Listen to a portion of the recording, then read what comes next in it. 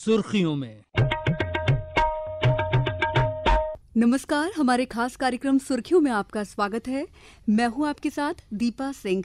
आज के इस अंक में हम बात करेंगे विश्व रेडियो दिवस पर। सन 2011 में यूनेस्को की महासभा के 36वें सत्र में 13 फरवरी को विश्व रेडियो दिवस घोषित किया गया। 13 फरवरी को विश्व रेडियो दिवस के तौर पर यूनेस्को की घोषणा को संयुक्त राष्ट्र की महासभा ने 14 जनवरी 2013 को मंजूरी दी। इसके बाद 13 फरवरी को हर साल विश्व रेडियो दिवस मनाया जाता है। विश्व रेडियो दिवस मनाने का मुख्य उद्देश्य जनता और मीडिया को रेडियो के महत्व के बारे में जागरूक करना है। मोबाइल और इंटरनेट के इस दौर में आज भी लोगों में रेडियो के प्रति दीवानगी देखने को मिलती है। समय के साथ रेडियो के स्वरूप में भी बदलाव हुआ है, लेकिन फिर भी इसकी लोकप्रियता बरकरार है। वहीं प्रधानमंत्री नरेंद्र मोदी के कार्यक्रम मन की बात ने भी लोगों के अंदर रेडियो के प्रति दीवानगी और बढ़ा दी है। रेडियो एक ऐसा माध्यम है जिसने नई खोजों के इस युग में अपनी प्रमुखता को बरकरार रखा है। समाचार भेजने, शिक्षा को बढ़ावा देने और सूचना प्रसारित करने के लिए तरंगों को प्रसारित करने का विज्ञान, टेलीविजन और नए मीडिया के दबाव के बावजूद अपना स्थान कायम करने में सफल है। इस बारे में विस्तार से चर्चा करने के लिए हमारे साथ मौजूद हैं यूनिसेफ के संचार विशेषज्ञ अनिल गुलाटी जी, भोपाल की जानी मानी आरजे अनादि और सामुदायिक रेडियो से अमन किश्ती जी। आप तीनों का बहुत बहुत स्वागत है हमारे स्टूडियो में। धन्यवाद जी। Thank you. कार्यक्रम की शुरुआत करते हैं। अनिल जी, चूंकि आप यूनिसेफ में संचार विशेषज्ञ हैं, तो कोविड के दौरान रेडियो एक संचार का सशक्त माध्यम है, आप इसको कैसे देखते हैं? कोविड एक क्राइसिस का टाइम था, चैलेंजिंग टाइम था कि हम लोगों को ऐसी जगह पे काम करना पड़ा जहाँ पर सब लोग उस कोविड क्राइसिस से जूझ रहे थे, और रेडियो ने बहुत अहम भूमिका प्लेस की। चाहे रेडियो ने सरकार के साथ मिलके, चाहे वो रेडियो किसी भी माध्यम को, आकाशवाणी तो ज़रूर, क्योंकि ऑल इंडिया रेडियो में बैठे हैं, बहुत अच्छी भूमिका रही। एआर ने तो बहुत काफ़ी काम किया, प्राइवेट एफएम चैनल्स हैं, कम्युनिटी रेडियो हैं, इन्होंने सही लोगों को जानकारी पहुँचाई। सबसे इम्पॉर्टेंट था कोविड में सबको जानकारी चाहिए थी कि इस बीमारी के बारे में क्या कर सकते हैं, क्या नहीं कर सकते। हमारी भाषा में इसको कोविड अप्रोप्रिएट बिहेवियर्स भी कहते हैं। फेस मास्क, सैनिटाइजेशन, जब घर पे रहना था उसके बारे में बात करना, और जो आपकी फिजिकल डिस्टेंसिंग की बात है, तो इसको काफ़ी appropriately private FM channels, all India radio और कम्युनिटी रेडियो ने पहुंचाया।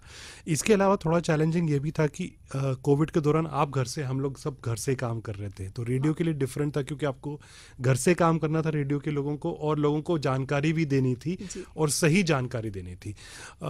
एक चैलेंज ये भी रहा कि सोशल मीडिया पे काफ़ी कुछ आ रहा था उस दौरान, कोविड में रोज़ बहुत ज़्यादा आ रहा था, तो कैसे हम सही जानकारी पहुंचा पाए। इसमें रेडियो ने बहुत अहम भूमिका प्लेस की, क्योंकि रेडियो ने लोगों से जाना जो ट्रस्टेड सोर्सेज है, जो हमारी भाषा में क्रेडिबल सोर्स होते हैं, जैसे सरकार है, हेल्थ डिपार्टमेंट के ऑफिशियल्स हो गए, ज़िला कलेक्टर हो गए, ज़िला कमिश्नर हो गए, या WHO यूनिसेफ की जो हैं, या PIB के जो ऑफिशियल लोग हैं, उनसे जानकारी लेके ऑल इंडिया रेडियो की न्यूज़ हुए, ऑल इंडिया रेडियो ने जो कार्यक्रम बनाए, एफएम चैनल्स ने जो काम किया, उसको उसके अंदर प्रोपोगेट किया।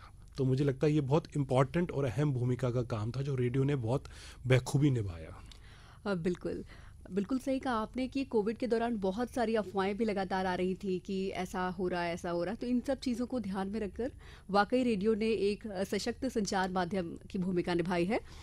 अनादि जी, समय के साथ रेडियो के स्वरूप में बहुत बदलाव आया है। एफएम मनोरंजन के नए अवतार के रूप में सामने आया। आप एफएम में काम कर रही हैं, तो क्या आपको लगता है कि एफएम के आ जाने के बाद लोगों में रेडियो के प्रति दीवानगी और बढ़ी है? बिल्कुल दीपा जी, एफएम आ जाने के बाद से मुझे ऐसा लगता है कि थोड़ा सा और ज़्यादा ग्लैमराइज हो गया है, और बहुत सारे जो यूथ हैं वो उससे जुड़ गए हैं। बहुत सोशल, ऐसा नहीं कि एफएम पर सोशल इश्यूज़ पर हम बात नहीं करते हैं, कई सारे सामाजिक मुद्दों पर हमने बातें करी हैं, और साथ ही साथ हम कोशिश करते हैं कि लोगों का मनोरंजन करें, उन्हें खुशियाँ बांटें, और कई बार ये भी होता है कि कई ऐसे प्रोग्राम्स भी होते हैं एफएम पर जो कि लोगों को हंसाने, गुदगुदाने के भी काम आते हैं सोशल इश्यूज़ के साथ। तो ऐसा बिल्कुल हम आकाशवाणी से वाकिफ़, और उसमें हम यही कहेंगे कि इनसे तो हमने सीखा ही है, और एफएम बेसिकली लोगों के बहुत करीब पहुंच गया है, एक दोस्त के रूप में। बिल्कुल, आपने बिल्कुल सही कहा। देखा जाए तो ड्यूरिंग कोविड जो है, लोग सबसे ज़्यादा अगर सुना गया है तो एफएम को लोगों ने खूब सुना है। ऐसे रिसर्च भी आए, न्यूज़पेपर में भी हमने पढ़ा है कि एफएम को लोगों ने खूब सुना है। चूँकि अमन जी, आप कम्युनिटी रेडियो में एक्सपर्ट हैं, जी। तो आपसे जानना चाहेंगे कि रेडियो जो है मनोरंजन का सबसे सस्ता और सुलभ साधन है, तो हमारे जो गांव-गांव में श्रोता हैं उनको आसानी से सुनते हैं। आप कम्युनिटी रेडियो के कुछ अनुभव साझा कीजिए इससे जुड़े हुए। जी, अगेन जैसा कि अनिल सर ने पहले भी बताया कि एक क्रेडिबल सोर्स ऑफ इंफॉर्मेशन जो है वो जी। रेडियो इस दौरान बना पिछले 6 महीनों के लिए, जब भी कोविड का पूरा क्राइसिस था और हम सब लोग अपने अपने घरों में कन्फाइंड थे। तो बहुत सारे लोग जो कि एफएम रेडियो के दायरे के बाहर हैं, जी। उन लोगों के लिए कम्युनिटी रेडियो भी एक बहुत बड़ा साधन बना इसी तरह की इन्फॉर्मेशन पाने के लिए। और समय के साथ ये भी देखने को मिला कि जब हम 2 महीने 3 महीने 4 महीने घरों में कन्फाइंड थे, तब हम लोगों ने ये ऑब्जर्व किया कि घरों में भी एक इमोशनल हेल्प की ज़रूरत पड़ रही थी लोगों को, बिल्कुल। कि बच्चे पूरे दिन घर में कन्फाइंड है, उनको डील करना, फैमिली आपस में साथ में रह रही है, घरों में अपना आपस में काम बांट रही है, उसको डील करना। तो ये सारी जो चीज़ें थी, ये असमंजस लोगों के घरों में साथ में रहने के बाद भी कुछ अच्छा, उसके कुछ अच्छे पॉइंट्स भी थे, कुछ नेगेटिव पॉइंट्स भी थे। तो उनके बारे में भी हम लोगों ने एक EQ एंगल से कुछ काफ़ी सारे रेडियोज़ ने इनको टच किया है, और उससे भी लोगों को अपना मनोबल बढ़ाने में और उस समय से निकल जाने में बहुत अच्छे से, अपने बच्चों को बहुत अच्छे से ट्रेन करने में, अपने बच्चों को अच्छी एजुकेशन और इस समय को कैसे अच्छे से यूटिलाइज करना है उसके बारे में शिक्षित करके बहुत सारे कम्युनिटी रेडियोज़ ने काफ़ी कुछ काम किया है, और इसका असर भी देखने को मिला। बिल्कुल अमन जी, ये भी देखा गया है कि कोविड के दौरान जब स्कूल बंद हैं, बच्चे स्कूल नहीं जा पाए हैं, तो ऐसे समय में कम्युनिटी रेडियो ने और भी ज़्यादा महत्वपूर्ण भूमिका निभाई है। उन्होंने बच्चों को शिक्षित किया है जहाँ पर इंटरनेट नहीं है। मान लीजिए शहरों में तो बच्चे इंटरनेट से अपनी ऑनलाइन एजुकेशन कर रहे हैं, जी। लेकिन गाँव में नहीं कर पा रहे थे। तो ऐसे समय में कम्युनिटी रेडियो कितना खरा उतरा है। बिल्कुल, मुझे भी यकीन है कि अनिल सर भी इस बारे में बताना ज़रूर चाहेंगे कि जी। कैसे हम लोगों ने बहुत सारे ऐसे कार्यक्रम बनाए, जी। आनन फानन में, जो टीचर्स भी अब अपने घरों से बेचारे सब रिकॉर्ड कर करके कैसे भी इंस्ट्रूमेंट से, मोबाइल से रिकॉर्ड करके हमें ऑडियोज़ भेजा करते थे, जिससे कि अगर हम उसको चला पाएँ तो शायद वहाँ का कोई बच्चा जो है वो एक बेसिक एजुकेशन का जो उसका लिंक टूट गया है जी। उसको वो बरकरार रखे, ताकि वो 6 महीने का लॉस उसका ना हो। तो ऐसा हम लोगों ने बहुत कंटेंट क्यूरेट करने की कोशिश की, और हमारे कम्युनिटी रेडियोज़ के थ्रू हम लोगों ने, मैंने देखा कई सारे एग्जांपल्स हैं ऐसे, जिन्होंने बहुत सारा, बहुत वाइटल बच्चों से ओरिएंटेड कंटेंट जो था वो जी। प्रोपोगेट करने की कोशिश की, जिससे कि उनकी एजुकेशन की लिंक ना टूटे। और जी। क्योंकि ये अनफॉर्चुनेटली हम लोगों ने देखा है कि क्योंकि बच्चे घर में कन्फाइंड थे, फैमिलीज़ जो थी वो अपने गुजर बसर करने में थोड़ा चैलेंज फेस कर रही थी, बिल्कुल। तो उससे बच्चों की एजुकेशन पर भी बहुत अफेक्ट पड़ा है।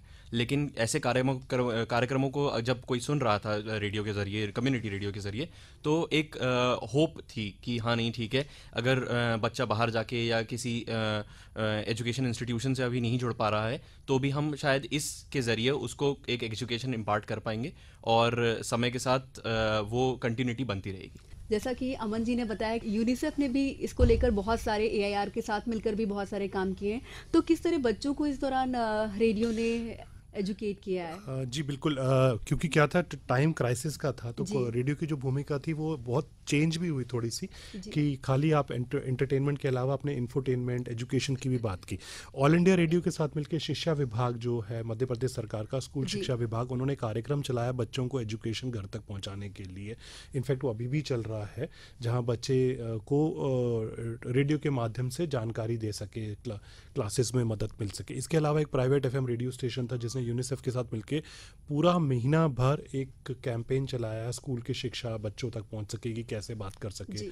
अच्छा, क्योंकि बच्चे घर के थे, तो एक और प्राइवेट FM ने हमारे साथ मिलकर बच्चे घर पे कैसे इंगेज कर सकते हैं उनके ऊपर पूरा कार्यक्रम चलाया। इनफैक्ट अनादि साथ में बैठी हैं, ये कार्यक्रम उन्होंने ही इसको रन किया था।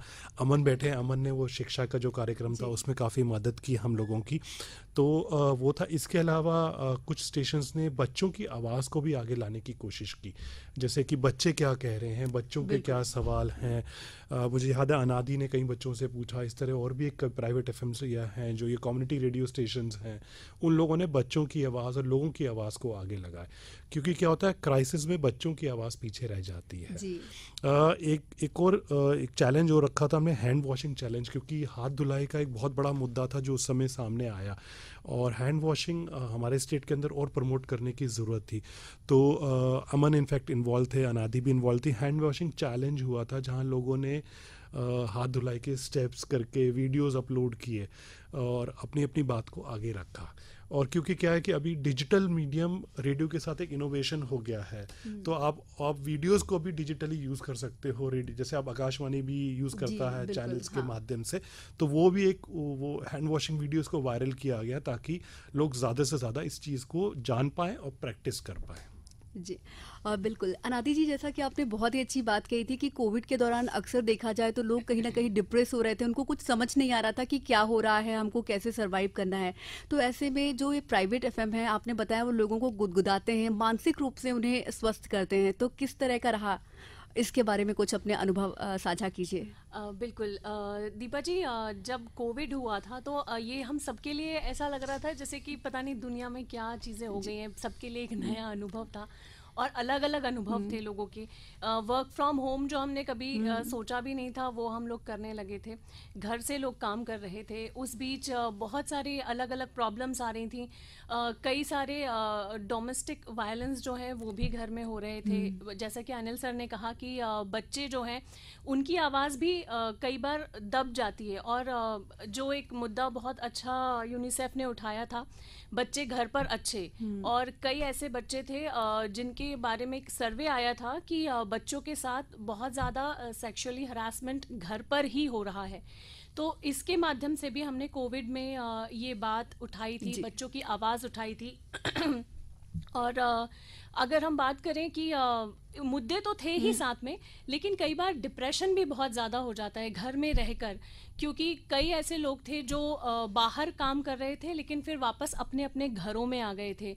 कंपनीज जो हैं वो भी कहीं ना कहीं ये हो रहा था कि भाई कॉस्ट कटिंग करेंगे या सैलरी कम हो रही है, तो वो लोग भी, हम जितने भी आरजेज हैं या आप लोगों के थ्रू सर ने कहा डिजिटल के माध्यम से, तो उस तरह से हमें बहुत सारी बातें पता चल रही थी। जी। तो उनके लिए भी, और आपने जैसा कहा कि बहुत सस्ता माध्यम है रेडियो, जी। हर एक के पास है ये। हाँ। एंटरटेनमेंट का एक ऐसा माध्यम है जिससे आपको खुशी मिलती है।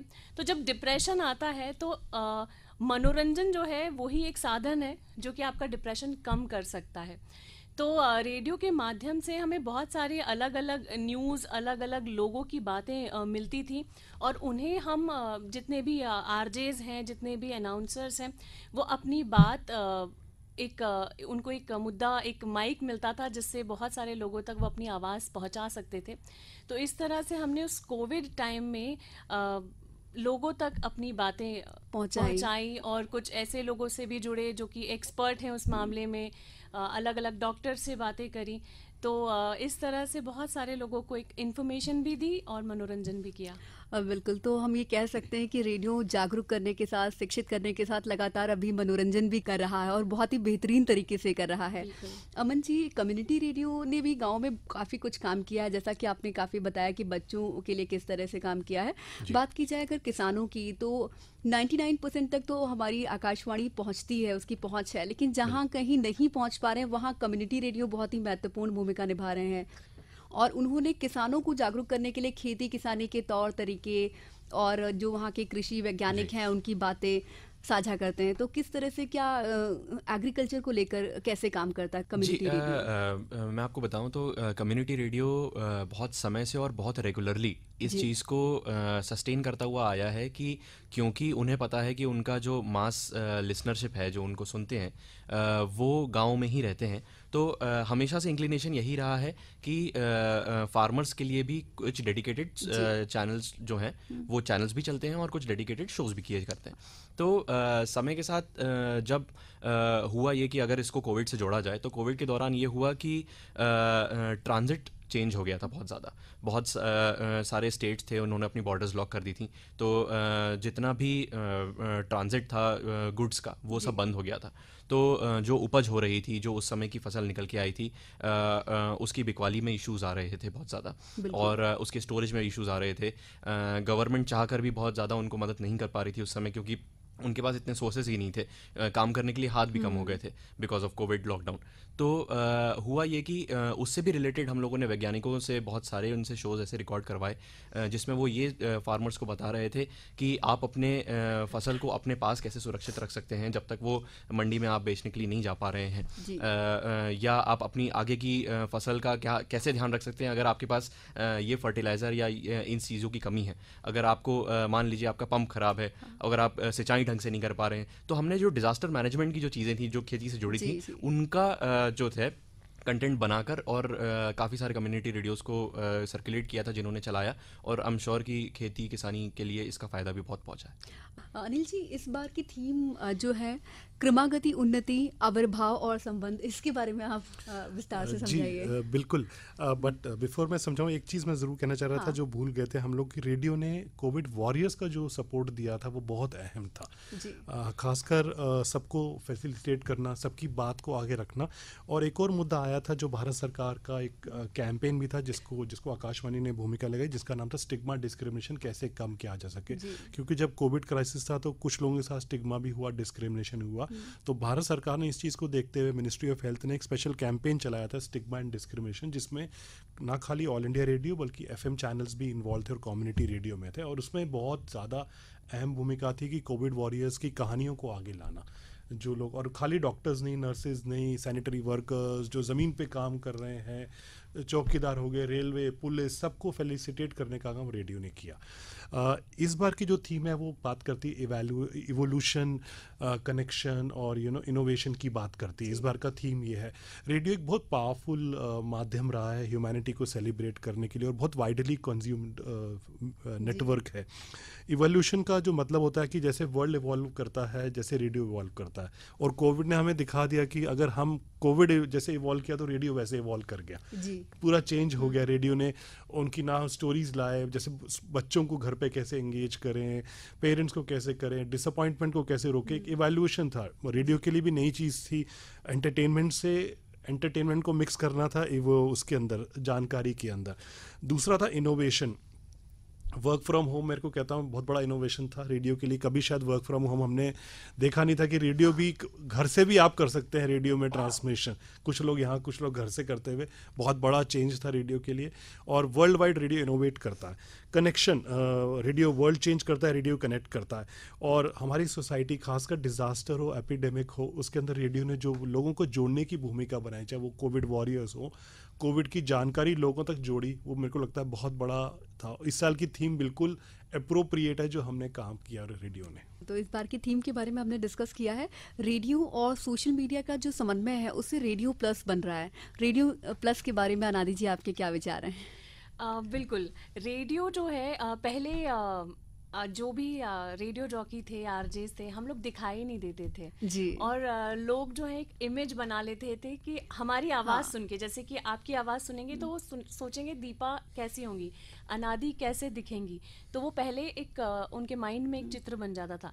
पर अब डिजिटल हो जाने से और भी ज़्यादा लोग जुड़ गए हैं। डिजिटल हो जाने से सिर्फ भोपाल या मध्य प्रदेश ही नहीं, हम लोग बाहर भी जुड़ जाते हैं, अपनी बातों को बाहर भी रख पाते हैं। और अपना जो एक नेचर या हर एक का एक नेचर होता है, उसे हम और बेहतर तरीके से बता सकते हैं। हम अपनी निजी लाइफ में क्या कर रहे हैं वो भी लोगों तक पहुंचा सकते हैं। तो रेडियो जो है, रेडियो और डिजिटल का जो प्लस हुआ है वो प्लस ही हुआ है। इसके माध्यम से हम बहुत सारी बातें आसानी से पहुंचा सकते हैं और सिर्फ मध्य प्रदेश ही नहीं, उसके बाहर भी लोगों तक जानकारी और जो भी आसपास हमारे देश में, हमारे स्टेट में जो चल रहा है वो बातें पहुंचा सकते हैं। साथ ही एक और बड़ा सवाल है कि कैसे इसको सकारात्मक रखा जाए। बिल्कुल बिल्कुल, ये बहुत ज़्यादा इम्पॉर्टेंट है क्योंकि कई बार ये हो जाता है कि हम कहना कुछ चाहते हैं और सामने वाला समझता कुछ और है। डिजिटल में भी ये हो जाता है। एक और चीज़ ये भी हो जाती है कि डिजिटल आया है, बहुत अच्छी बात है, पर उसमें कहते हैं झांकी प्रदर्शन भी कई बार हो जाता है। जो बात पहुंचाना है वो बात हम सटीक तरीके से कई बार नहीं पहुंचता है। युवाओं की भी बात करूं, जितने भी लोग इस वक्त सुन रहे हैं, तो उनको भी मैं यही कहना चाहूंगी कि ये जो माध्यम है, ये एक ऐसा वेपन कह सकते हैं, एक ऐसा शस्त्र है कि अगर हम इसे सकारात्मक तरीके से यूज करेंगे तो हम बहुत सारे लोगों को देखते हैं, कई लोगों की मदद होती है, कई लोग ऐसे होते हैं जो जिनको वाकई में मदद की हेल्प चाहिए होती है, तो उन्हें वो मदद मिलती है। लेकिन कई बार क्या होता है, हम सभी देख रहे हैं कि कुछ ऐसे टैलेंट हैं जिनको लगता है कि ये टैलेंट उभर कर आना चाहिए, वो उभरते नहीं है। और कई बार ऐसे टैलेंट आ जाते हैं जिनको लगता है कि ये इतना ज़्यादा फेमस होने की क्या ज़रूरत है। तो वो हमें भी सोचना पड़ेगा, बिल्कुल। हमें भी, हम सभी जितने भी लोग हैं, कि भाई क्या चीज़ अच्छी है और क्या चीज़ बुरी है, उसका हमें थोड़ा सा खुद से ही एक सेंस होना पड़ेगा कि हाँ, हमें ये चीज़ आगे लानी इन चाहिए। चीज़ों के मापदंड हमें स्वयं निर्धारित करने पड़ेंगे। बिल्कुल। जी। अमन जी, कम्युनिटी रेडियो को और ज़्यादा लोकप्रिय बनाने के लिए क्या करना चाहिए?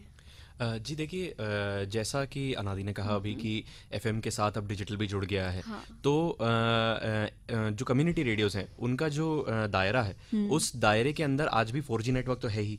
तो कम्युनिटी रेडियो और इंटरनेट का जो कॉम्बिनेशन है वो भी बहुत ही असरदार रहा है। तो मुझे अभी भी, मतलब हम लोग एक लर्निंग फेज़ में हैं अभी कि कैसे कम्युनिटी रेडियो के जो कार्यक्रम हैं या उनका जो माध्यम है उनको कैसे डिजिटल पे और प्रोपोगेट किया जाए। तो उसमें अभी काफ़ी सारे कम्युनिटी रेडियोज़ हैं जो लैग करते हैं, लेकिन काफ़ी शहरी कम्युनिटी रेडियोज़ को देखने को मिला है कि वो डिजिटली भी बहुत अच्छा कर रहे हैं और उनको उसका फ़ायदा भी बहुत मिल रहा है। तो जहाँ पर इनकी बहुत ज़्यादा ज़रूरत है, जैसा कि मैंने अभी पहले भी बताया था कि खेती किसानी के दौरान, क्योंकि आज जो खेती किसानी कर रहा है उसके पास भी एक मोबाइल है जिसमें एक 4G कनेक्शन है। तो उसको हमारे कम्युनिटी रेडियो के माध्यम से अगर जोड़ा जाए तो हम उनको और भी अच्छा कंटेंट पहुँचा सकते हैं। तो इस पर हम लोग अभी भी कार्यरत हैं और इसको हम आगे और बढ़ाएंगे। बिल्कुल। अनिल जी, जैसा कि आपने काफ़ी कुछ हमें बताया कि यूनिसेफ और ऑल इंडिया रेडियो ने कैसे कोविड के दौरान काम किया है, चाहूँगी कि कुछ एग्जाम्पल्स आप हमें बताएं। जैसे सबसे पहले तो शिक्षा का बताया बच्चों के लिए, दूसरा था कोविड अप्रोप्रिएट बिहेवियर्स जो कहते हैं, खासकर फेस मास्क, हैंड वॉशिंग और फिजिकल डिस्टेंसिंग। हैंड वॉशिंग को लेके बहुत सवाल आते थे, क्या ज़रूरी है साबुन से धोना सैनिटाइज़र को, उसको रिस्पॉन्ड किया बहुत ऑल इंडिया रेडियो और प्राइवेट एफएम नेटवर्क से। फिर सवाल आने शुरू हुए कितनी बार हाथ धोना चाहिए कि नहीं चाहिए, वो सबको क्लैरिफाई किया। फिजिकल फेस मास्क अभी भी, जैसे कोविड जब वैक्सीन आ गई है, अभी भी हम लोग कह रहे हैं कि फेस मास्क पहनना ज़रूरी है, हैंड वॉशिंग करते रहें और फिजिकल डिस्टेंसिंग रखेंगे। इनफैक्ट आप अगर देखेंगे तो कोविड पे तो इम्पैक्ट करेगा ही करेगा, आपकी बाकी बीमारियां में भी थोड़ा सा फ़र्क पड़ता है कि अगर आप हाथ धोते रहें, डायरिया कम होता है और फेस मास्क पहने तो ट्रांसमिशन कम होता है। तो उसके अंदर भी बहुत अहम भूमिका है। स्टिग्मा डिस्क्रिमिनेशन को रिड्यूस करने के लिए कोविड वॉरियर्स की कहानी को आगे लाया, वो बहुत बड़ी अहम भूमिका थी। इसके अलावा बच्चों की आवाज़, महिलाओं की आवाज़ को आगे लाना, तो ये बहुत सारे एग्जाम्पल्स हैं और मुझे लगता है ये काम अभी चलता रहेगा, क्योंकि अभी जो मैसेज है वो है दवाई भी और कड़ाई भी। तो कि अभी भी खाली मेडिसिन आ गया ये मतलब नहीं कि फेस मास्क छोड़ दें। प्लीज़ मैं आपके जो भी लिसनर हैं, क्योंकि ज़रूर कहना चाहूँगा, फेस मास्क पहनना, साबुन से हाथ धोना या सैनिटाइज करना, साबुन से हाथ धोना परफेक्ट है, कोई दिक्कत नहीं है, और फिजिकल डिस्टेंसिंग को मेंटेन करना है। मेडिसिन आए के बाद भी हमें कोविड से लड़ाई को तभी जीत पाएंगे जब हम इनको आगे लेके चलें। अनादि जी, जैसा कि सर ने बताया कि काफ़ी कुछ काम किया गया, तो ऐसे में जो प्राइवेट एफएम चैनल्स हैं वो उन्होंने भी बहुत ही महत्वपूर्ण भूमिका निभाई। अगर बात करें अवेयरनेस प्रोग्राम की, तो मान लीजिए एंटरटेनमेंट तो वो करते ही हैं, साथ में जो छोटे छोटे से प्रोग्राम्स आते हैं गवर्नमेंट की तरफ से, उनमें वो बढ़ चढ़ कर हिस्सा लेते हैं। तो किस तरह से पूरी प्रोग्रामिंग करते हैं आप लोग, उसके बारे में कुछ बताइए। बिल्कुल। दीपा, हम लोगों ने ना, जब कोविड आया, हम सबके लिए एक नया था और किस तरह से इससे फाइट करना है वो सोच रहे थे।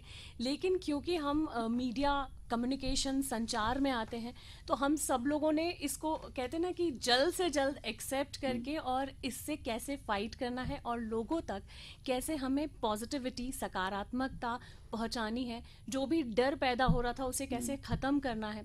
तो मैं कहना चाहूँगी जितने भी रेडियो चैनल्स हैं, आकाशवाणी हैं, सब ने ये कोशिश करी है कि सबसे पहले तो जागरूकता फैलाएं और कैसे इससे फाइट कर सकते हैं। ये जो बीमारी आई है कोविड-19, तो इससे हम कैसे बच सकते हैं, मास्क क्यों पहनना चाहिए, हाथ क्यों धोना चाहिए, क्योंकि अब अब मैं कह सकती हूँ कि अब एक अगर बहुत निचले स्तर में भी लोगों को पता है कि मास्क क्यों पहनना है। जी। इसका एक कारण ये है कि बहुत अच्छे से कम्युनिकेशन हुआ है, हर एक संचार माध्यम जो है उन्होंने अपनी बात पहुंचाई है।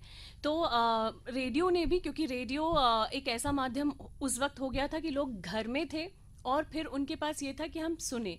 लोग जानना भी चाह रहे थे कि कोविड है क्या और इससे कैसे बच सकते हैं। तो जैसा कि हाथ हैंड वॉश जो है ये तो करना ही है, लेकिन क्यों करना है? तो यूनिसेफ हुआ, अलग अलग जो भी रेडियो चैनल हैं उन्होंने इस चीज़ को पहुंचाया ताकि माध्यम कोई भी कहीं पर भी कोई भी सुने, उसे बात सिर्फ एक ही पता चले, जागरूकता। तो सारे चैनल्स ने, जितने भी रेडियो चैनल हैं, आकाशवाणी है, सभी ने ये सोचा था कि कभी भी कोई भी जब रेडियो सुने तो उसे ये जागरूकता मिले कि हाथ क्यों धोना है। काफ़ी दिनों तक हमने 2-3 महीने, 4-5 महीने तक तो यही हम कहते रहे कि हाथ धोइए, हैंड वॉश करिए, मास्क पहनिए, सोशल डिस्टेंसिंग इसका पालन करिए। और कहीं ना कहीं बहुत सारे लोग, क्योंकि अलग अलग रेडियो चैनल सुनते, जहाँ पे भी वो सुनते थे तो उन्हें एक ही बात पता चलती थी, एक ही बात वो उस चीज़ को सुनते थे, तो जागरूकता फैलती थी। इसके बाद जैसा कि कहा कि उस वक्त कई सारे लोग अवसाद में भी आ गए थे, डिप्रेशन में भी आ गए थे। तो एक ये माध्यम था कि रेडियो चैनल जो है अलग अलग तरह से एंटरटेन करे, एंटरटेन के साथ साथ उन्हें जागरूकता, इन्फॉर्मेशन जो है वो सही पहुंचाए। तो बहुत सारे अलग अलग हमने प्रोग्राम्स करे। उसमें से कोरोना वॉरियर्स जो है कि लोगों को ये भी लग रहा था कि हम मदद क्यों करें, या हम पीछे हट, मतलब हमको नहीं करना मदद, इस तरह की भी कई बार सोच आती है। तो जब हम कोरोना वॉरियर्स जो है उनका इंटरव्यू जब लोगों तक पहुंचाते थे, उनकी कहानियां हम पहुंचाते थे, सर्वाइवल्स जो हैं उनकी कहानियां भी हमने कुछ लोगों की पहुंचाई है। तो लोगों का जो मन में डर था, या कोविड से लोगों को ये लग रहा था कि ये बचने वाली बीमारी नहीं है, तो वो अलग अलग इन्फॉर्मेशन हमने इस तरह से पहुंचाई रेडियो के माध्यम से। बिल्कुल। तो अमन जी, आखिरी सवाल आपसे है, क्योंकि प्रोग्राम को वाइंड अप करना पड़ेगा, टाइम हो रहा है। अमन जी, जो फ्यूचर में कम्युनिटी रेडियो का कारवा है, इंटरनेट रेडियो है, आप इनके फ्यूचर को कैसे देखते हैं? जी देखिए, सबसे अच्छी बात आज की डेट में इंटरनेट सब जगह पहुंच जाने की वजह से और बहुत अच्छी स्पीड पे पहुंच जाने की वजह से ये हुआ है कि हर सुनने वाले और हर कंज्यूम करने वाले के पास एक चॉइस है कि मैं कब कौन सा कंटेंट कंज्यूम कर सकता हूँ। ठीक है, हमेशा से रेडियो के साथ ये चैलेंज रहा है कि हम आपको जिस समय जो चीज़ सुनाना चाहते हैं, अब अगर आपने ट्यून इन किया है तो आपको वो चीज़ उस समय सुनाई देगी। तो आज हम उस चैलेंज को जो है वो हर रेडियो, चाहे वो प्राइवेट एफएम हो, चाहे वो कम्युनिटी रेडियो हो, हम ऐसा एक माध्यम बनाने की कोशिश कर रहे हैं, एक सामंजस्य बनाने की कोशिश कर रहे हैं दोनों के बीच में, कि कम्युनिटी रेडियोज़ और डिजिटल मीडियम का इस्तेमाल करते हुए दोनों चीज़ों को वाइसा वर्सा कंटेंट जो है वो शेयरिंग चालू हो जाए। कुछ ऐसे इंटरनेट के माध्यम से भी हम कंटेंट के कुछ पैकेट्स बनाएं जो कि कभी भी रिकंज्यूम किए जा सकते हैं, और जो प्रोग्राम्स हैं उनको हमेशा के लिए इंटरनेट पे अपलोड कर दिया जाए, ताकि अगर कोई बाद में किसी को याद आए कि नहीं यार, इसकी जो पहली कड़ी थी वो मेरे लिए काफ़ी इंपॉर्टेंट थी, तो मैं वो पहली कड़ी जाके कहीं पर सुन पाऊँ। तो उस तरह से हम लोग इंटरनेट और डिजिटल रेडियोज़ का इस्तेमाल करने की कोशिश कर रहे हैं, जिससे कि कंटेंट हमेशा के लिए अवेलेबल रहे हर कम्युनिटी के इंसान के लिए। घड़ी हमें इशारा कर रही है अलविदा करने को। आप सब हमारे स्टूडियो में आए, विश्व रेडियो दिवस पर अपने बहुमूल्य विचार रखे। बहुत बहुत शुक्रिया आप सभी का। धन्यवाद जी। Thank you. Thank you. इसी के साथ सुर्खियों में फिलहाल इतना ही। अगले हफ्ते फिर होगी आपसे मुलाकात, तब तक के लिए नमस्कार। सुर्खियों में